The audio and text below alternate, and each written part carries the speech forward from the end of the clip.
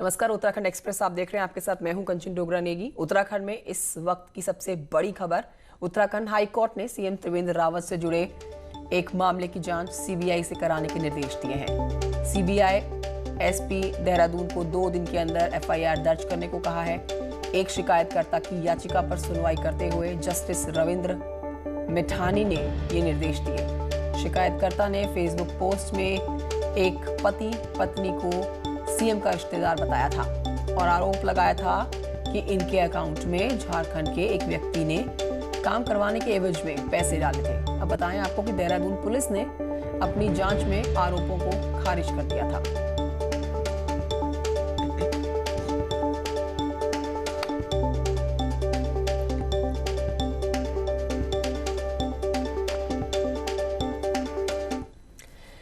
वहीं इस पूरे मामले में सीएम का बयान भी सामने आया। सीएम कह रहे हैं कि हाई कोर्ट के फैसले के खिलाफ सुप्रीम कोर्ट जाएंगे और त्रिवेंद्र रावत ने यह भी कहा कि सुप्रीम कोर्ट में एसएलपी दायर करेंगे। हाई कोर्ट के फैसले का सम्मान करते हैं। सीएम बताते हैं कि प्रदेश की जनता मेरे बारे में जानती है। सूत्रों की माने तो आज सुप्रीम कोर्ट में अर्जी लगाई जा सकती है।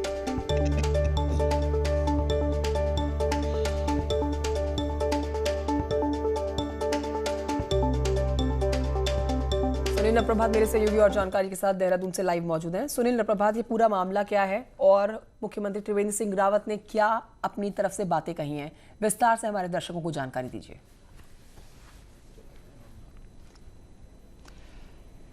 देखिए कंचन, देहरादून के एक पत्रकार ने ये आरोप लगाया था कि हरेंद्र सिंह रावत और उनकी पत्नी सविता रावत के खाते में झारखंड से नोटबंदी के दौरान 25 लाख रुपए ट्रांसफ़र हुए हैं और ये बताया गया कि ये जो 25 लाख रुपए हैं ये उत्तराखंड के मुख्यमंत्री को दिए जाने हैं। और साथ ही साथ पत्रकार का ये भी आरोप था कि जो सविता हैं वो मुख्यमंत्री की पत्नी की सगी बहन है। इसको लेकर जो हरेंद्र रावत हैं, जिनका इसमें जिक्र किया गया था, उन्होंने राजपुर थाने में एक रिपोर्ट दर्ज कराई और ये आरोप लगाया कि जो वीडियो है ये पूरी तरह से फर्जी है। उनके जो बैंक खातों की डिटेल है वो गलत तरीके से वो डिटेल ली गई है। इसके अलावा जो डॉक्यूमेंट्स उसमें बताए गए हैं उनमें कूट रचना की गई है और ब्लैकमेलिंग का आरोप लगाया था। इस पर राजपुर पुलिस ने मुकदमा दर्ज किया था और बाद में गैंगस्टर एक्ट भी उस पर लगा दिया था। इसके खिलाफ संबंधित पत्रकार हाईकोर्ट गया और हाईकोर्ट में जब ये सुनवाई हुई तो हाईकोर्ट ने कहा कि चूंकि इस मामले में हाईकोर्ट में दलील दी गई पत्रकार की ओर से कि चूंकि उनके खिलाफ इस मामले में झारखंड में भी मुकदमा दर्ज हुआ, जो उन्होंने ये लेन देन की बात कही और वो झारखंड में जमानत उनको मिली है, तो हाईकोर्ट में दलील दी गई कि जब झारखंड में एक ही मामले में उनको जमानत मिल गई तो उसी मामले में उत्तराखंड में क्यों उन पर रिपोर्ट दर्ज की गई है। तो इस पर हाईकोर्ट में सुनवाई चली थी। हाईकोर्ट ने 16 अक्टूबर को अपना फैसला सुरक्षित रख लिया था और कल जब ये फैसला आया तो हाईकोर्ट ने जो पत्रकार और उनके खिलाफ करीब 3 लोग थे उनके खिलाफ जो रिपोर्ट दर्ज की गई थी उसको क्वेश्चन कर दिया और उसमें जो आरोप थे, जो लेन देन की बात थी कि जो हरेंद्र रावत हैं, जो सविता रावत हैं, उनके किस्से क्या उनके रिलेशन आपस में हैं, मुख्यमंत्री से उनके क्या रिलेशन है, ये पैसों का ट्रांजैक्शन हुआ या नहीं हुआ, ये बताया कि ये गंभीर आरोप हैं और इनकी आम जनता के सामने ये बात आनी चाहिए कि इसके वास्तविक तथ्य क्या हैं। तो इसके लिए हाईकोर्ट ने सीबीआई को ये मामला ट्रांसफ़र करते हुए कहा कि सीबीआई इसकी नए सिरे से जांच करे। इसको लेकर माहौल गर्म है। हमारे साथ बीजेपी के जो प्रदेश मीडिया प्रभारी हैं देवेंद्र भसीन वो हमारे साथ हैं। सर, बेहद गंभीर आरोप हैं, अब पार्टी का क्या स्टेप है इस पर? देखिए, हम माननीय उच्च न्यायालय के निर्देश का सम्मान करते हैं, लेकिन इस मामले में न्यायिक प्रक्रिया को अपनाते हुए सरकार माननीय उच्चतम न्यायालय में एसएलपी दायर कर रही है। बाकी अगर कहीं जांच का विषय है तो उस पर किसी प्रकार से कोई आपत्ति नहीं है और इसमें हम पूरा सहयोग करेंगे। जहाँ तक मुख्यमंत्री जी का सवाल है तो सभी लोग जानते हैं कि वे एक ईमानदार राजनेता हैं और उनका पूरा राजनीतिक जीवन जो है वो एक खुली किताब की तरह है। तो कंचन, आपने सुना कि अब जो सरकार है वो सुप्रीम कोर्ट जाएगी, सुप्रीम कोर्ट में एक एसएलपी दायर करेगी और एक कोशिश ये होगी कि जो सीबीआई जांच के जो आदेश हुए हैं इसको क्वेश्चन कराया जाए। जी ठीक है सुनील नप्रभात, लौटूंगी मैं आपके पास। हमारे साथ सूर्यकांत धस्माना जी, कांग्रेस के नेता इस समय मौजूद हैं, उनसे बातचीत कर लेते हैं। सूर्यकांत जी, स्वागत है आपका, गुड मॉर्निंग। आप न्यूज़ 18 के दर्शकों को क्या बताना चाहेंगे और आपकी पार्टी का क्या पक्ष रखना चाहेंगे इस बड़ी खबर पर कि उत्तराखंड हाई कोर्ट ने सीएम त्रिवेंद्र सिंह रावत से जुड़े हुए एक मामले की जांच सीबीआई से कराने के निर्देश दिए हैं। कंचन, सबसे बड़ी महत्वपूर्ण बात यह है कि इसमें केवल त्रिवेंद्र सिंह रावत से जुड़े हुए मामले में नहीं, बल्कि ऑर्डर को आप पढ़िए, ऑपरेटिव पार्ट को, उसमें सीधे सीधे लिखा है कि त्रिवेंद्र सिंह रावत पर जो आरोप लगाए गए हैं उन आरोपों की हर हाल में जांच होनी चाहिए सीबीआई से। और ये डायरेक्ट किया है कि पेपर बुक जो है वो 2 दिन के अंदर पिटिशनर जो है वो सीबीआई के देहरादून कार्यालय में दे और इस पर एफआईआर दर्ज हो और इसकी इन्वेस्टिगेशन हो। ये कोई मामूली बात नहीं है। सीबीआई की जांच चीफ मिनिस्टर के ऊपर लगे हुए भ्रष्टाचार के मामलों पर होनी है। तो आप ये बताइए, केंद्र में भी बीजेपी की सरकार है, राज्य में भी बीजेपी की सरकार है, दोनों जगह भाजपा की सरकार है और मुख्यमंत्री के रहते हुए सीबीआई कैसे निष्पक्ष जांच कर लेगी? मैं समझता हूं कि इसके लिए सबसे पहले आवश्यकता यह है कि मुख्यमंत्री को नैतिकता के आधार पर तत्काल इस्तीफा दे देना चाहिए बिना समय गंवाए। अब आप ये बहानेबाजी करेंगे कि सुप्रीम कोर्ट जाएंगे, एसएलपी पे जाएंगे, सुप्रीम कोर्ट क्या कहेगा, ये बहानेबाजी नहीं चलेगी। आप तो 3.5 साल से उत्तराखंड के लोगों को बोलते रहे कि भ्रष्टाचार पे 0 टॉलरेंस है और लोकायुक्त आपने इसलिए आपने नियुक्त नहीं किया, आपने 3.5 साल तक इंतजार करवाया। सूर्यकांत जी, लेकिन त्रिवेंद्र सिंह रावत की जो एक छवि बनी हुई है प्रदेश की राजनीति में, वो एक बहुत ही ईमानदार साफ छवि बनी हुई है। ऐसे में इस मामले में कांग्रेस का आना और सवाल खड़े करना। कांग्रेस नहीं इस मामले में आ रही, माननीय उच्च न्यायालय नैनीताल का आप डिटेल्ड ऑर्डर पढ़िए साहब। मैं कांग्रेस तो तब आ रही है जब एक डिटेल्ड ऑर्डर माननीय उच्च न्यायालय ने दिया है और उस ऑर्डर में बाकायदा वो भ्रष्टाचार के, अभी आप ये समझिए कि 2 जो एफआईआर इन्होंने लॉन्च की थी उनको क्वेश कर दिया हाई कोर्ट ने। ये कितना बड़ा मुद्दा है। आपके खिलाफ जो भ्रष्टाचार की आप बात उठाएगा, जो आपके ऊपर सर, लेकिन सीबीआई करेगी ना जांच? इस्तीफे की बात तो बाद में आती है, पहले सीबीआई करेगी ना जांच अपनी। प्राइमा फसाई हाई कोर्ट ने बात माना है कि गलत एफआईआर लॉन्च हुई है, वैसे ही नैतिकता के आधार पर चीफ मिनिस्टर को इस्तीफा देना चाहिए था।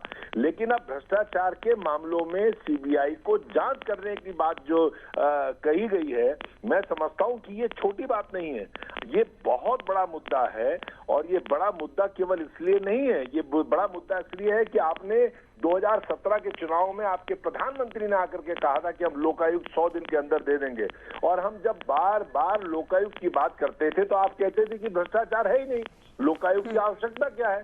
मैं समझता हूं कि राज्य में इस समय आकंठ सरकार भ्रष्टाचार में डूबी हुई है। खनन के मामले हो, आबकारी के मामले हो, राज्य में जो अभी कोरोना काल में जितना भ्रष्टाचार राशन किट में हुआ है वो मामला हो, जो श्रम कल्याण बोर्ड में जो मंत्री और मुख्यमंत्री की लड़ाई है वो केवल और केवल भ्रष्टाचार के मामले में। मैं समझता हूं कि इस समय मुख्यमंत्री को एप्रोप्रिएट टाइम है, अगर वो ईमानदार हैं तो इस्तीफा दें, दूध का दूध पानी का पानी हो जाएगा, उसके बाद दोबारा मुख्यमंत्री तो सूर्यकांत धस्माना जी, हम ये माने कि अब आने वाले समय में उत्तराखंड की राजनीति में कोरोना को भुलाकर, कोरोना काल में इस कोरोना को भुलाकर आप सीधे तौर पर मुख्यमंत्री के इस्तीफे की ही मांग करेंगे बस? तो कोरोना के मामले में, कोरोना की आड़ में मुख्यमंत्री को भ्रष्टाचार करने दे, कोरोना की आड़ में मुख्यमंत्री को कुछ भी जो मर्जी में आए, पूरे राज्य की स्वास्थ्य सेवाएं ध्वस्त पड़ी हुई है, राज्य में 1060 लोगों की मौत हो गई है, राज्य में 65,000 के करीब लोग संक्रमित हो गए हैं, राज्य में स्वास्थ्य सेवाएं पूरी धराशायी पड़ी हैं, जबकि मुख्यमंत्री स्वयं स्वास्थ्य मंत्री हैं। हम कहें साहब कोरोना है, मुख्यमंत्री पे दया कर दो, दया से काम नहीं चलता। ये राज्य में राज चलता है लोक लाज से, और लोक लाज समाप्त हो चुकी है। सूर्यकांत धस्माना जी, बहुत शुक्रिया आपका सुबह सुबह इतना अपना महत्वपूर्ण समय हमें देने के लिए और अपनी पार्टी का पक्ष हमारे दर्शकों तक पहुंचाने के लिए। अब आगे बढ़ेंगे, आपको बताएंगे कि उत्तराखंड की तरफ से आज की जो बड़ी खबर है उसमें उत्तराखंड हाई कोर्ट ने मुख्यमंत्री त्रिवेंद्र सिंह रावत से जुड़े हुए एक मामले की सीबीआई जांच के आदेश तो दे दिए हैं। इस बीच आपको ये भी जानकारी दें, कई योजनाओं का आज वो लोकार्पण करने वाले हैं। आज उनका अल्मोड़ा का दौरा है और अधिकारियों के साथ उनकी बैठक भी होने वाली है। समीक्षा बैठक का कार्यक्रम आज रहने वाला है। त्रिवेंद्र सिंह रावत का आज दिन भर कापा भागम भाग का दौरा है और कई कार्यों में शिरकत करने वाले हैं। 2 दिन के दौरे पर रहने वाले हैं वो। कई योजनाओं का शिलान्यास करेंगे, लोकार्पण करेंगे। 1 अरब से ज्यादा योजनाओं की सौगात देने वाले हैं। आज मुख्यमंत्री के दौरे से जुड़ी हुई अपडेट आपको दे रहे हैं। एक तरफ एक मामला सीबीआई को सौंपा गया है मुख्यमंत्री त्रिवेंद्र सिंह रावत से जुड़ा हुआ, और दूसरी तरफ उनका आज का बेहद व्यस्त दिन।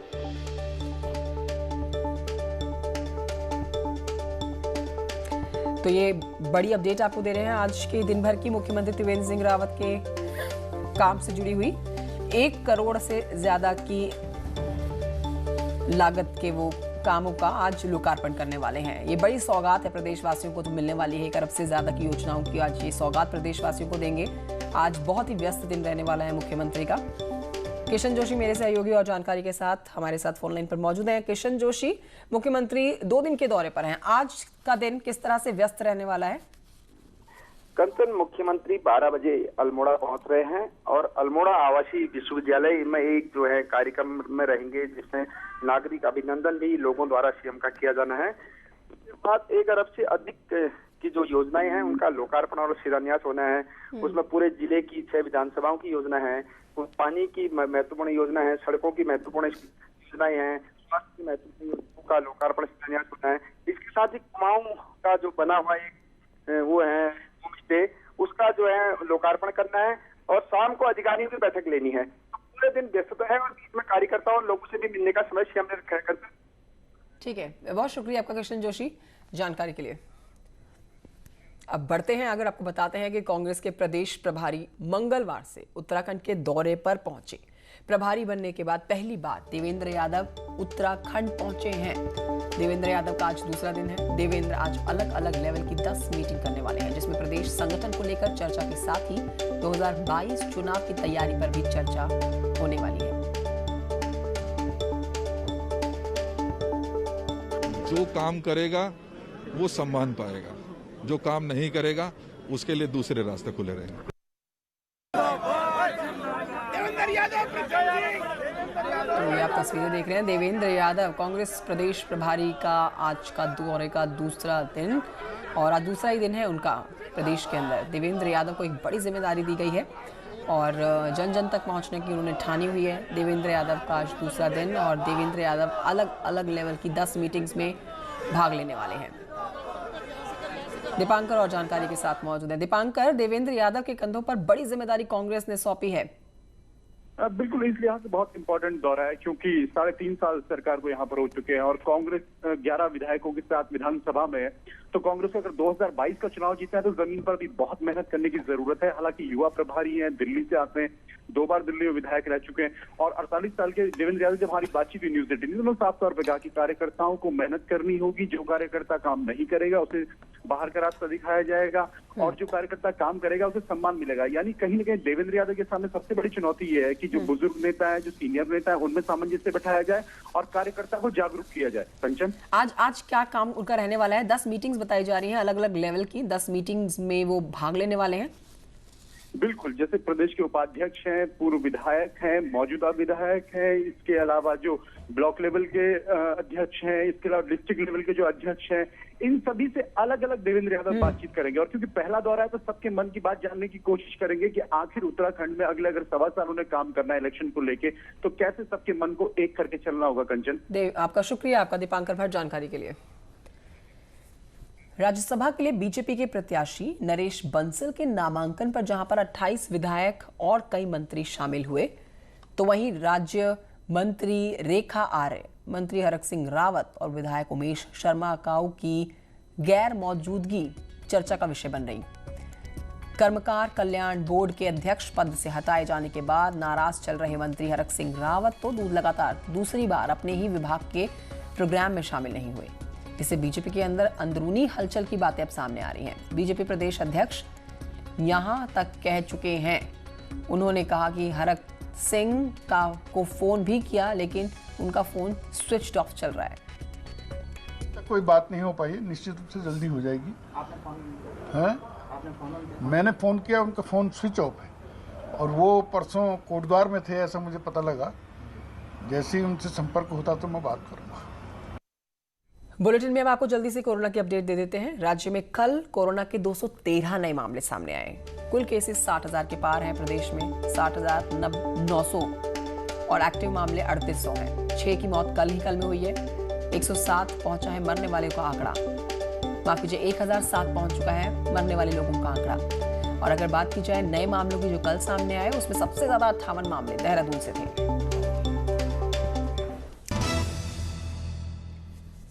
ब्रेक के बाद खबर काशीपुर से, जहां पर रामनगर रोड स्थित एक बैंक का सिक्योरिटी गार्ड संदिग्ध परिस्थितियों में गोली लगने से घायल हो गया।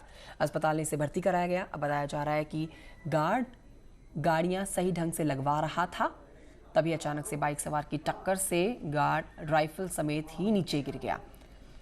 उसी में अचानक से गोली भी चल गई और फिलहाल पुलिस इस मामले की जांच कर रही है।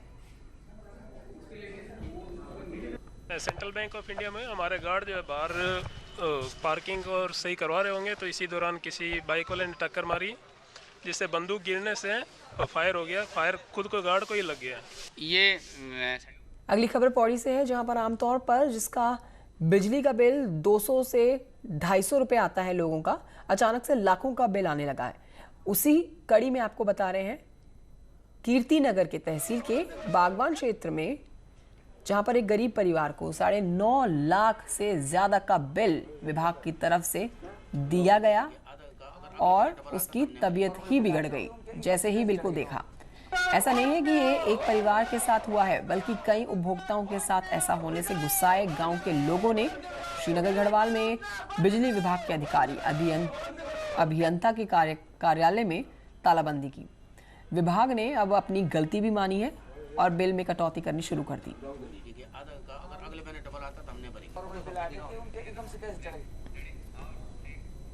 छोटा सा ब्रेक, जल्द लौटेंगे।